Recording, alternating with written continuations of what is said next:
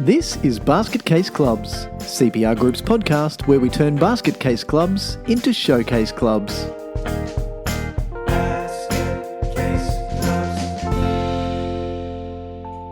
Hello everyone and welcome to our next edition of Basket Case Clubs, CPR Group's podcast where we love telling stories of basket casey badness turning into wonderful stories of success and all things great in clubs all around the place. My name's Michael Connolly and I shall be your host for this episode. And joining me as usual is my brother and partner in crime, Steve Connolly. Welcome, Steve. Hello, happy new COVID year.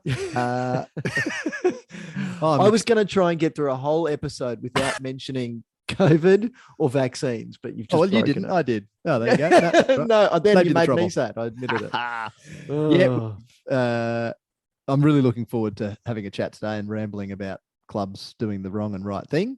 It's been a little while between drinks, as they tend to do. Been a while between drinks, and we've missed you all. Hopefully, yes, we have. Yeah, we're really looking forward to talking through some stuff today. So I want to begin today, Steve, with a bit of a story. I'm going to take you back in time. What a surprise. What a surprise.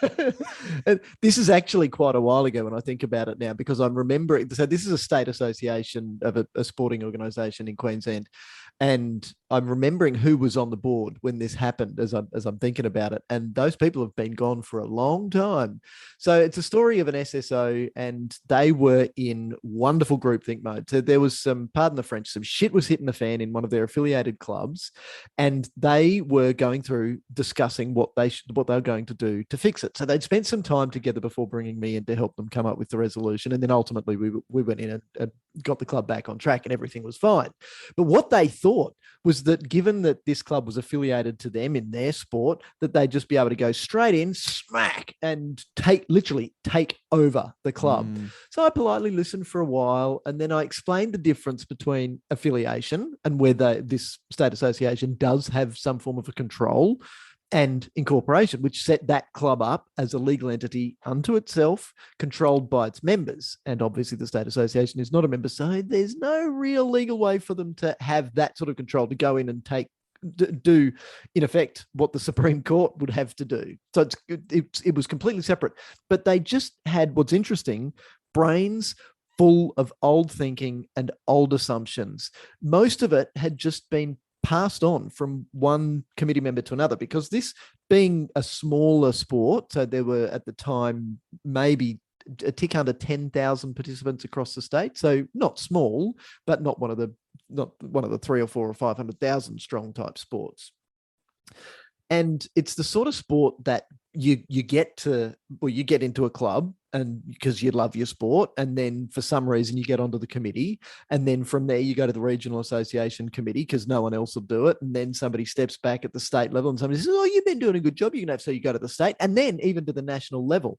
So it's that natural progression from club to region to state and even to national body.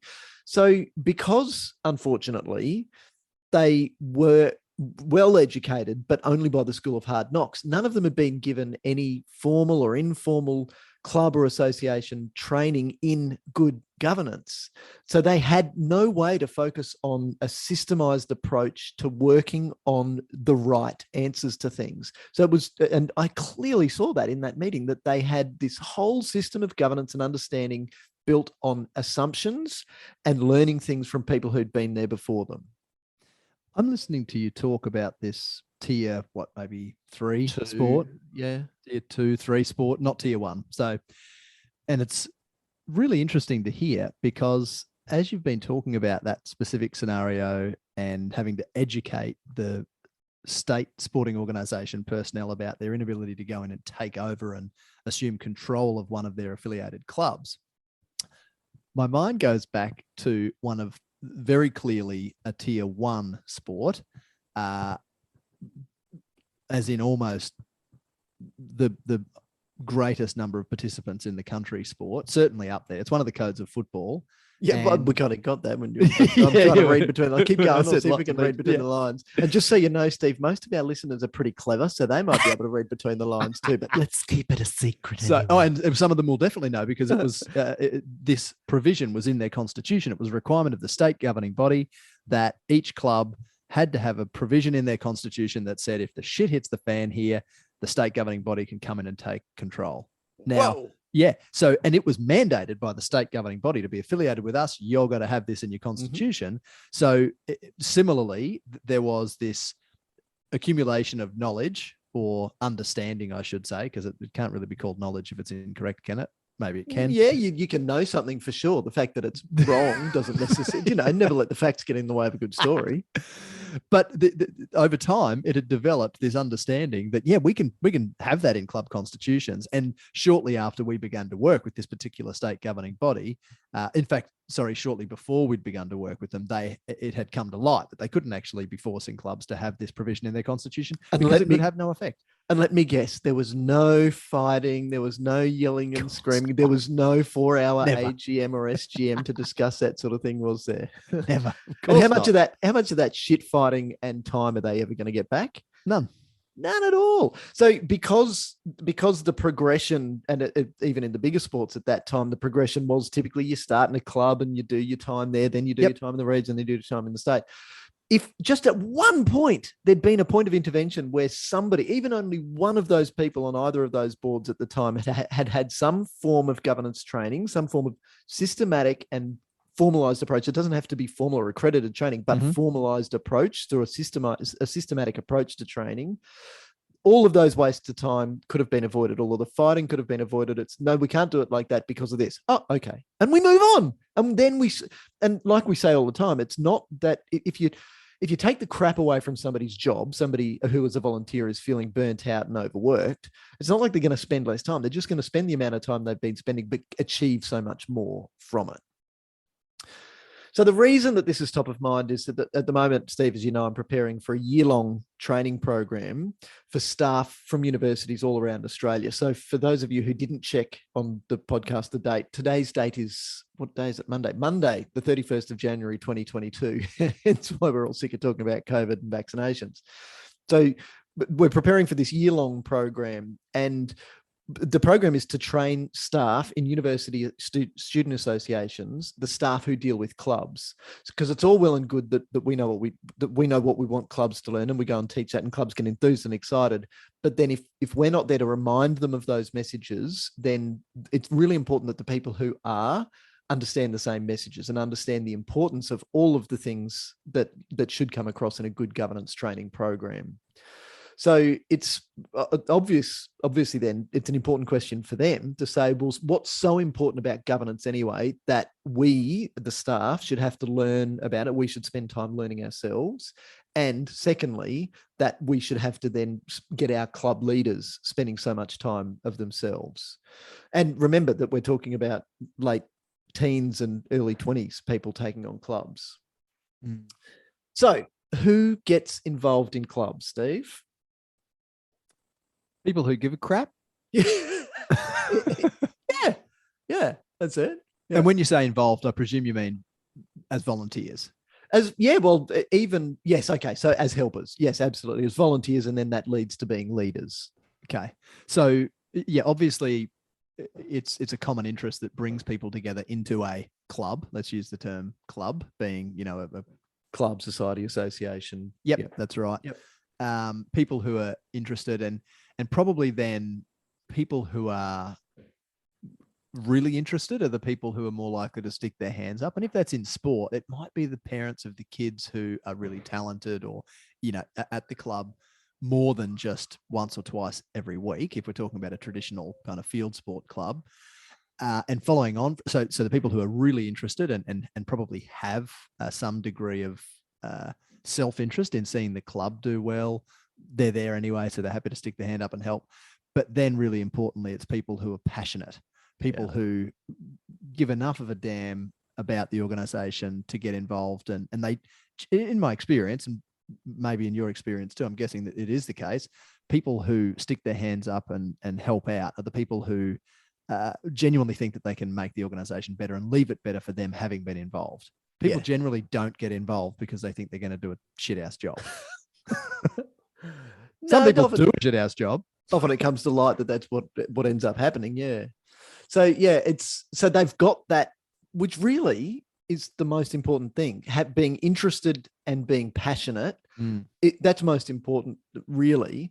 And it is true that people joining clubs of any age don't bring particular skills with them, so long as they bring that, it can be okay that they not bring specific governance skills with them. And that's certainly the case in the student clubs, because that's the first, they're young and it's the first club leadership experience they're going to have. Yeah, an interesting thing also that's just popped into my mind is people haven't developed either bad habits, so people who haven't got a lot of experience in filling voluntary roles on committees or boards haven't therefore been exposed to things being done really poorly in the past. But also at the other end of the spectrum, we don't have people who've got, typically speaking, heaps of experience in parliamentary procedure and are expecting a really formal standard of meeting to take place, who might not endear themselves to other volunteers who just want to help out. Because I've been involved in meetings which are run very formally, and I've seen how that can get some people a little uncomfortable, and they aren't necessarily as motivated as they might otherwise be to continue helping out if there's this expectation on them that they need to sound really smart and conduct themselves perfectly in line with proper meeting procedure. So it can be a good thing if people don't necessarily have all of the skills and experience to come and do a great job, or have done filled a volunteer role in a club in the past, because they're fresh meat. Fresh meat. Yeah, that's a really good point. And I guess it identifies that a lot of what we talk about is psychology. That it's how people react to different. Yep. It's how people react to different environments or cultures. So yeah, and definitely, just to jump in there quickly, and definitely mindset. We often begin our training sessions focusing on the fact that tonight, we're going to be discussing largely mindset. We're going to teach you some stuff. We're going to teach you some practical things that you need to know, whether it's compliance requirements here or how to, run a meeting there. But largely, we're here to talk to you about mindset and grasping an understanding of the importance of doing the right thing, and why we have a constitution that stacks up, and why we must operate in a compliant manner to ensure that our members are protected, we're exercising our duty of care to members, and our asses are covered if we ever need to call on our insurance, for instance.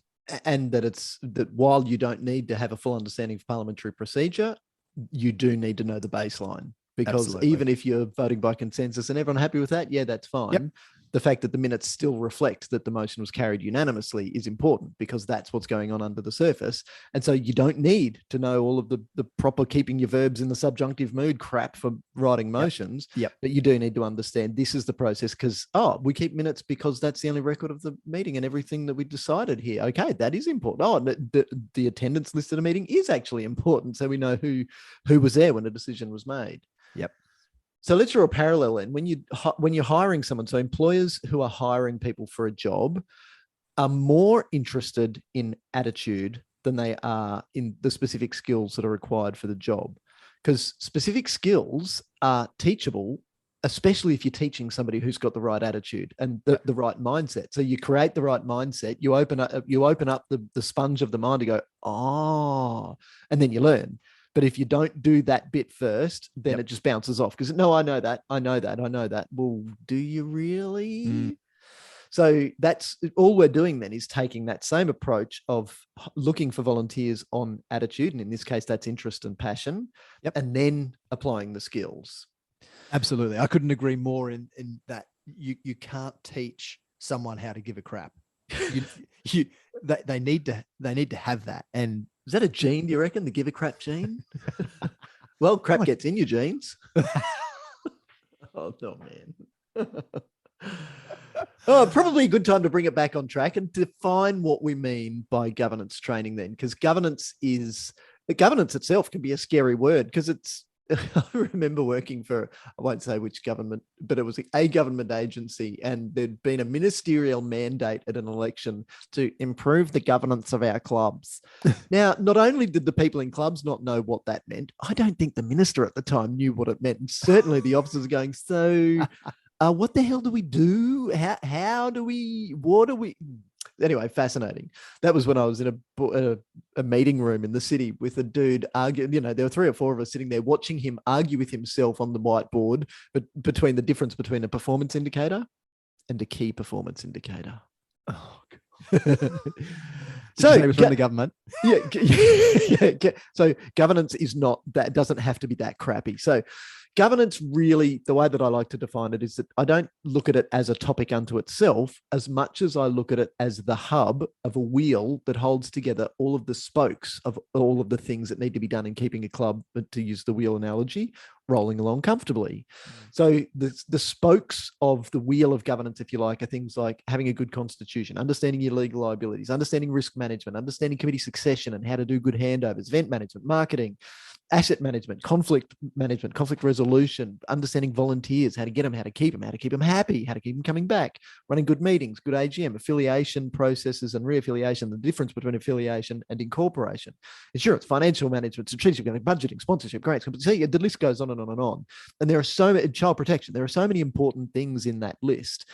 Compliance, you don't want to miss, well, you certainly don't want to miss things like child protection or compliance, because they are critical to being able to make sure that we are meeting our legal and minimum requirements for operation. But if you look at it like that, you can see that if any, the spokes of the wheel, just picture the spokes all coming out from the center, and I'm doing this with my hands as I'm talking, you picture each of those spokes coming out. If one of those spokes is a bit shorter than the others, then it's going to be weaker or not have any structural integrity at all. And when a spoke on a wheel fails, it's not just that part of the wheel that fails. It can be the whole wheel, because it spins nice and then and so it gives you a very rocky ride. So while you don't need to be perfect in everything, it is really good that, and this is where an external opinion and an external influence, I suppose, is really important, to come in and look at what you're doing and find areas that you don't necessarily see any deficiency in it. It's just the forest for the trees thing. So it's interesting just to think through that. And I'm sure that I've missed many rattling it off like that. There's plenty of things that we'll be talking about in basket case clubs. And the reason that we like to do that, the reason that we need to do that is always that it's come on the back of something that's happened. So we've had an experience where somebody has forgotten to do something that has meant that their compliance has fallen over in some area of reporting. What impact has that then had? And unfortunately, it's things like that that lead to basket casey badness, but there's always a solution. So hence why we'll be covering those. So we've kind of covered a few of the reasons why people don't look to having a good, proper, systematic approach to governance training. Steve, what do you reckon some of the others are? A big one that I often come across is that volunteers who take on a role will take the job off a predecessor who's in a lot of cases been really busy, largely because they've been juggling more than one role, more than one job in their organization. But there's this perception that, I'm going to be so busy in this volunteer role that I'm not going to have any extra time to think about improving systems or getting my head truly across, how our club should be operating. And that's obviously for us, but not necessarily obviously for volunteers in clubs. It's flawed rationale, because it's the old, sometimes if you're trying to chop down a tree with a saw and that saw has become blunt, you can be working really, really hard and not actually making any progress. So sometimes you've got to stop and sharpen your saw. And by the time you get back into the chopping, you're going to get through that tree really quickly. Even though you've spent the time sharpening your saw. Even though you've taken the time away from doing any chopping at all just to sharpen your saw. I reckon, Steve, if you could come up with another 6 habits, that'd make a very good chapter in the book.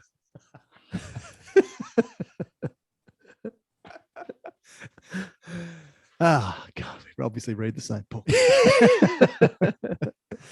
It's a good analogy, though. And it's a great analogy. I think talks to a lot of people, and hopefully will talk to a lot of the listeners, because if, in our experience, over the past 2 decades plus, when volunteers have taken the time out of their everyday, and, as recently as Saturday, when you and I both spent a whole day with one of our clients, when volunteers do take the time out of the operational day-to-day and they sharpen their saws, sharpen their governance saws, and learn how to do things more efficiently and think outside the box and challenge the way that their predecessors used to do the job that they've taken on. Apply great things that we're seeing everywhere else. I did this great idea at work. Yeah, so somebody said during one of our sessions, "Oh, I've tried this 5 whys exercise and it worked." And then boom, it just happened, and it led to outcomes that would not have been achieved if that girl hadn't said, "Hey, why don't we do this?" And then they did. It was awesome. And again, it wouldn't have happened if they didn't invest the time. Yes. To put to the side our everyday management committee issues that keep us busy fighting fires, and to actually invest in the club's strategic future direction, but also invest in me enjoying my time on this committee a little more. Yeah. So it's interesting that you use the word invest the time, because the other one that popped into mind was what clubs see as cost, that if you've got to pay some schmuck to come in and run training for us, it's going to cost us money as well. But it should never, ever be a cost. And any governance trainer worth their salt knows that. This is not about charging you money for something that's not going to give you a return. So it's always an investment. So I think where you're heading is that anyone who says we can't afford that, and whether they're talking about we can't afford the time because we're too busy, or we can't afford the money, really, they can't afford not to. Because if you're at that point where you're stretched for time and stretched for money, then what's missing from the puzzle? And it's exactly what we just talked about in that governance training, and a systematic approach to it. So with refreshers, that you keep coming back to it, and then you know that you're on the right track. Another one which rears its head less commonly, but nevertheless has certainly been an experience of both you and me, is people who are doing the wrong thing and don't want to be found out. So, when we start I'm thinking of a bloke named Kerry, Steve. Yeah. Who spent some time in jail after saying, no, we don't want those boys working for us.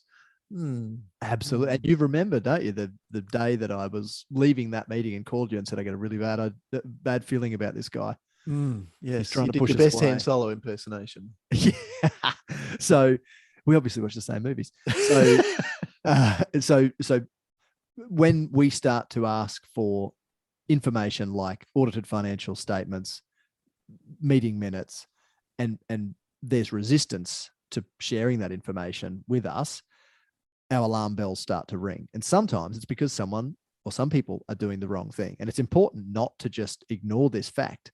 The not-for-profit sector, it leaks like a sieve. We have legislation constantly being amended and updated to try and enhance transparency within organizations that operate in the not-for-profit sector, because people do the wrong thing, and organizations out there listening to us need to accept and understand that and be doing their darndest to stop the wrong thing from happening. And we know be a target because of the weak systems and lack of training. Exactly. Just like if you're an organization that doesn't really, heavily publicize your child protection measures that you've got in place and policies for operation, that you, statistically speaking, based on New South Wales experience that's been shared with us by child protection trainers down there, you are more likely to be targeted by people who want to do the wrong thing. Potential offenders.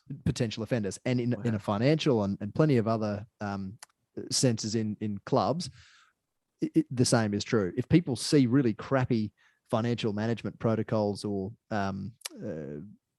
systems being applied in the canteen for counting the cash, for instance, and they're the sort of people who want to get their hands on the club's money, the likelihood of them sticking their hand up to do that job will increase.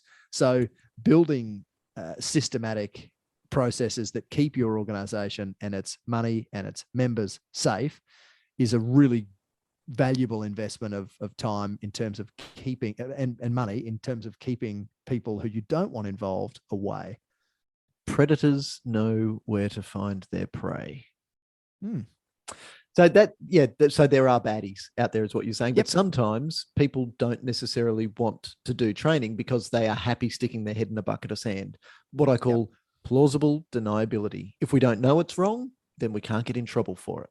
What's that old saying, Steve? Ignorance of the law is what now? Yes, it ain't no excuse, baby. I've tried. I didn't know that it was 60 kilometers per hour, officer. And that's a really good test. If you're unsure of something, just put the words officer or your honor. Your honor. See how it stacks up. Right. So the key is really that governance training should be there to head off bigger problems at the pass before they become big problems in the first place. Things become big problems when things like groupthink and wrong assumptions get in the way, or even worse, well, that's how my grandparents did it when they were running the show around here. So that's how we're going to keep doing. Everything was fine there, so we're not going to make any changes. Oh, just as I'm doing that voice, I'm hearing the ghosts of so many voices of exactly that I've heard. And unfortunately, a lot of them sound exactly like that. Yeah. Our job in providing training is really to help people avoid filling up the space in their brain, their mental suitcase, with crap, with garbage that's wrong information in the first place. Because it's usually harder to undo those misperceptions and wrong information than it is to just inject the right information and the truth in the first place. And when we're running, sorry, go on. I was just going to say, and that's why I love the work with young people so much. It's because that look of learning on their face is one that's saying, oh, that's really interesting. And yes, I can apply that, rather than, hang on a minute, that's different to what Betty and Gertrude said down at the club.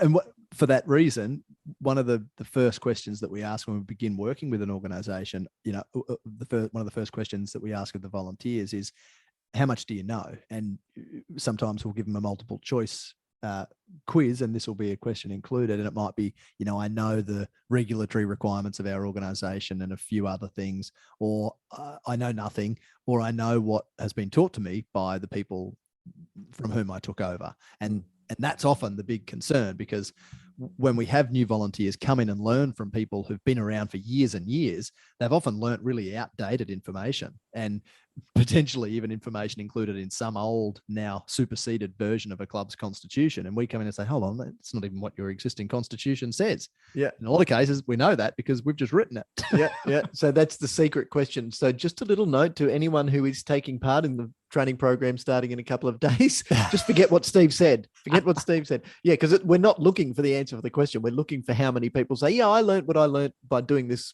work on the job. I've learned from my predecessors, because that's the red flag. So that means that obviously the earlier we get involved, the better. But really, really importantly, it's never, ever too late. Steve, you're doing a lot of work with sports like golf, and we're doing work with sports like bowls, and we're doing work with community organizations like quilting clubs and croquet and crochet.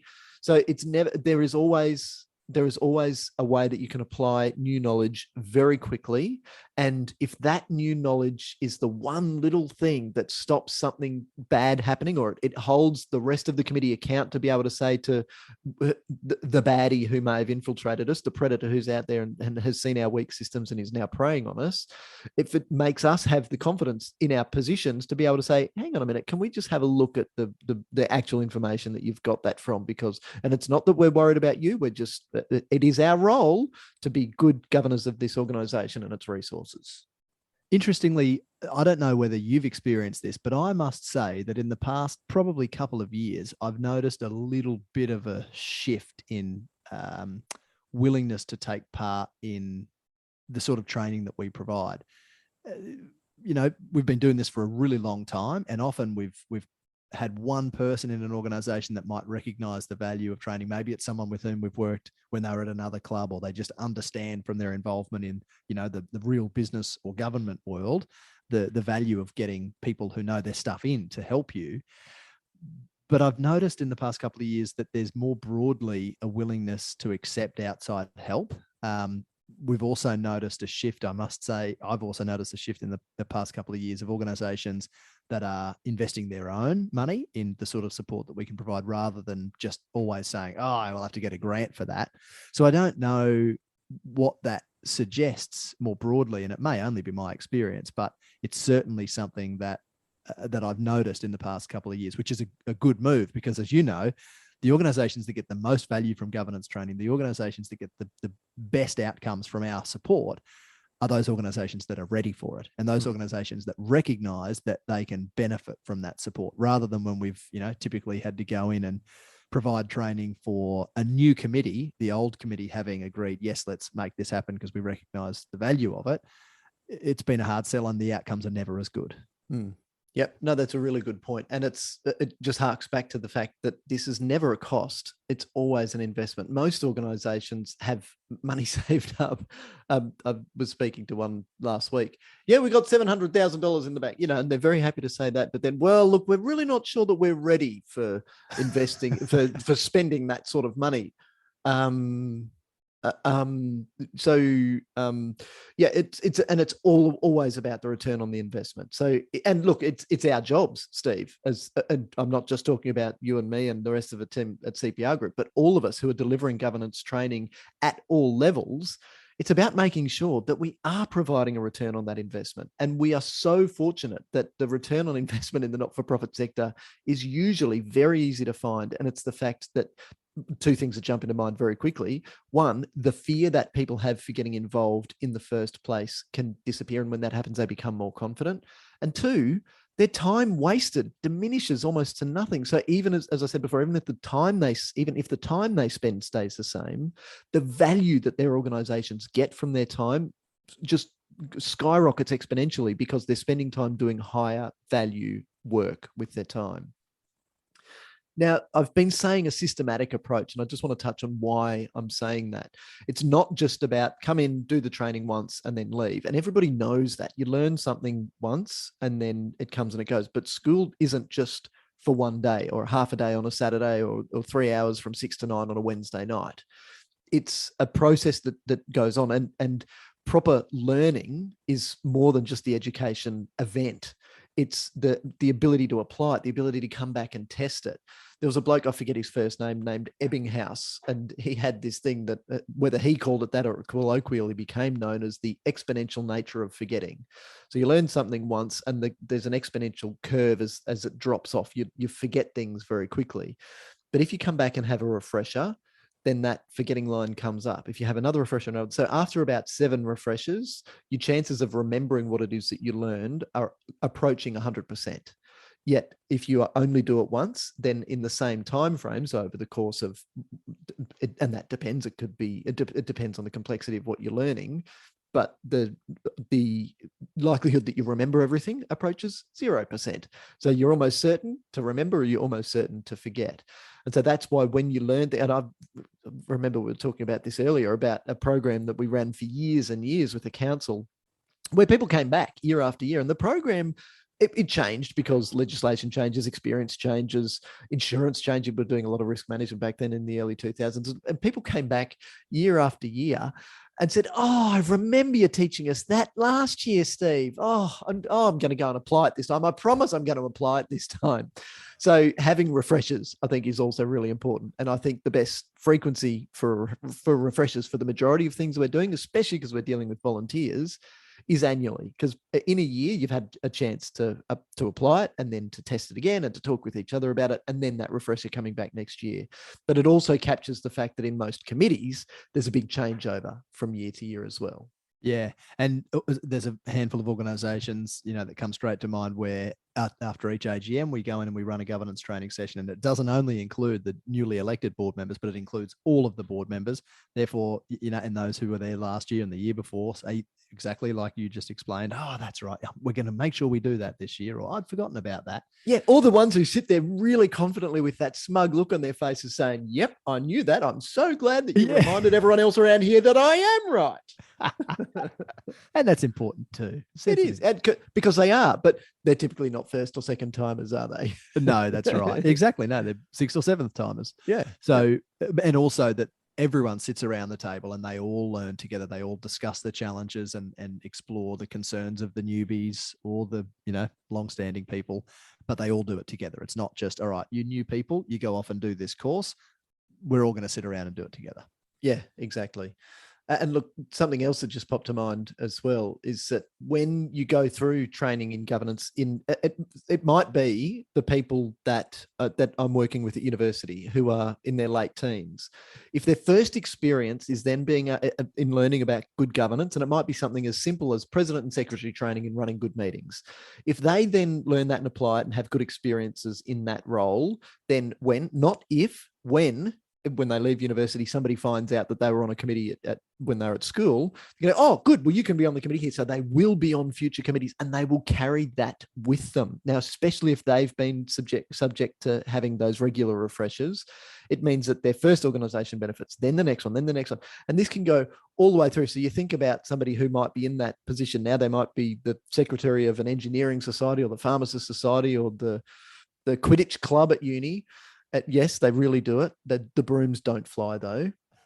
They then carry that from where they are there to then they might go to a junior chamber of commerce. Then them and their partner have kids and they then become a committee member of the kindy and then the soccer club and the social netball club.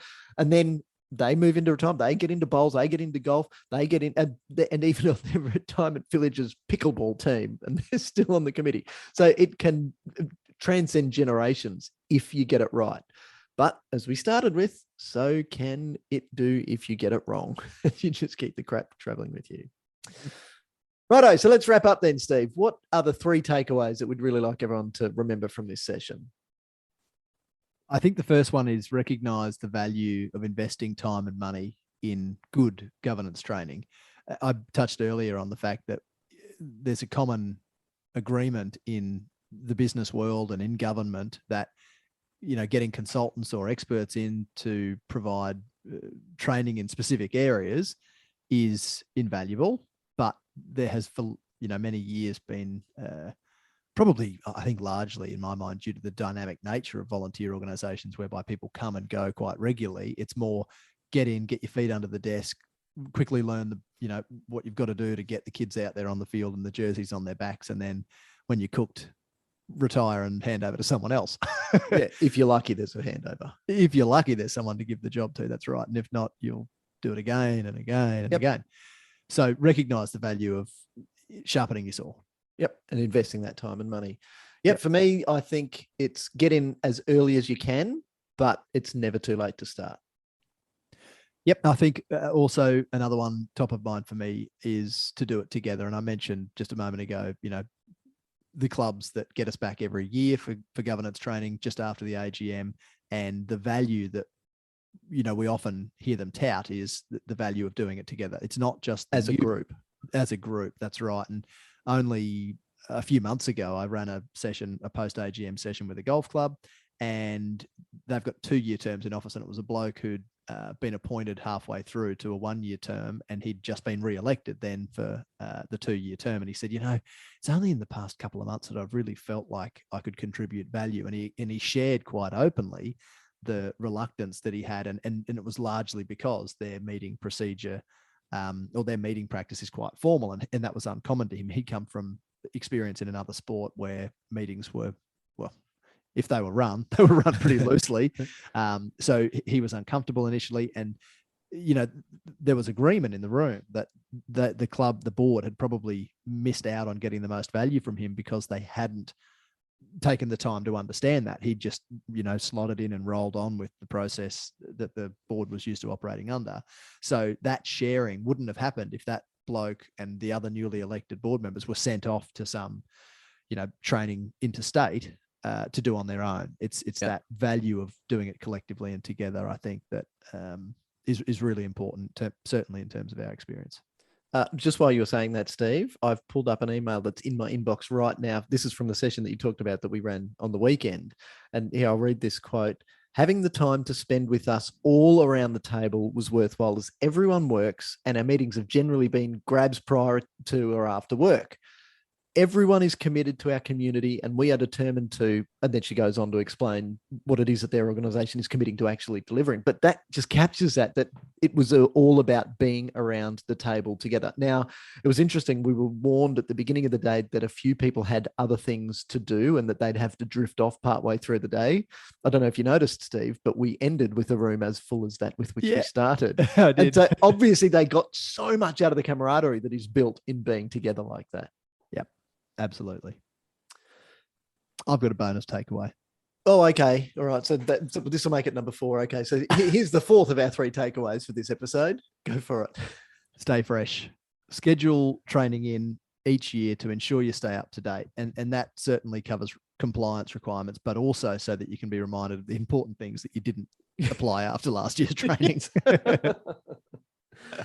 Yeah, look, this is really probably the most fun part of our role. So we get to spend a lot of time with those passionate and interested people who just want to give. So then when they, as you say, are open to learning and open to improving their skills, and they can do so in a systematic way, it makes organizations move in leaps and bounds. But remember that the focus, and this is to anyone who does a role similar to ours, Steve, the focus of us as trainers is not, and it should not be, to build governance of organizations, because that is as boring as something that's really boring that I can't think of a metaphor right now, but it's boring and it's going to turn people away. Why did you get involved in, you just mentioned golf. Why did you get involved in a golf club? Oh, I got involved in a golf club because I'm really interested in governance and being on a committee.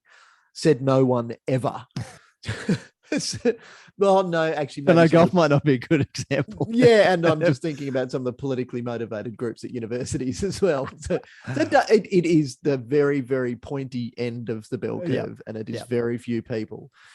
So people get involved in clubs not because they want to spend time on a committee, and not because they want to do governance. And governance can be seen as the word governance itself can be seen as a barrier, you know. Apart from some of the politically motivated people that I get to work with in universities, and maybe some of the golf club people generally get involved in clubs because they love insert club name and club type here. I got involved in netball because I love netball and my daughter loves netball. I got involved in cricket because both of my kids just adore cricket and we can't keep them away. And my wife and I used to play ourselves. So that's why we get involved. So you really want governance to be this seamless part of the operation that never falls down, and to have a systematic approach to making sure that we are staying fresh, that we are sharpening the saw, and that we are staying on top of things, means that we're giving not only ourselves, but our organizations the best chance of success. And this is really important. This is the message for you and for me as trainers who are delivering training. We should never focus on delivering governance training to improve the governance of a club, because organizational governance is so important. How boring is that? And it's bullshit. We as trainers, and this is to us and to anyone else in our field, we should be working on building the skills and the passion and the interests of the people, because it's those people who are learning the skills who will then build great organizations. So our job as trainers is to work with you as individuals, not you as automatons as part of a club or this entity. Steve, as always, it's been an absolute pleasure shooting the breeze with you. And this is a really interesting topic. And just to nail into why organizations of all shapes and sizes should have that systematic approach to good training and good refreshers as far as all of the spokes on their wheels of governance go. If anyone hasn't yet subscribed to our newsletter, make sure you do. We've got really interesting tidbits that go out there, as well as some tips and tricks and little helpful tidbits that you can use along the way through videos. Follow us on social media, of course. And you know what? My phone has this little icon on it when I open it up. It takes great photos and I can listen to music on it, but it's got this little icon. It's green and it's got this thing that looks like an old school handset on it. If I press that, I can actually ring people and talk to them in real time.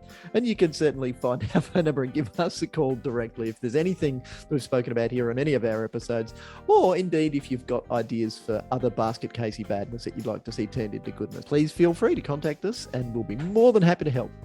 Give us a call, otherwise we might get lonely. Steve, hang on, Steve. You're talking to people who've heard us talk. I don't think the two of us are going to get... And even if you weren't here, I'd probably be interested talking to myself. And I know that you would be interested talking to yourself. Might be a far more intellectually engaging conversation too. I wasn't here to bring you down. Yeah. All right, I'll see you next time, Steve. On that note, hooroo. Bye. See ya.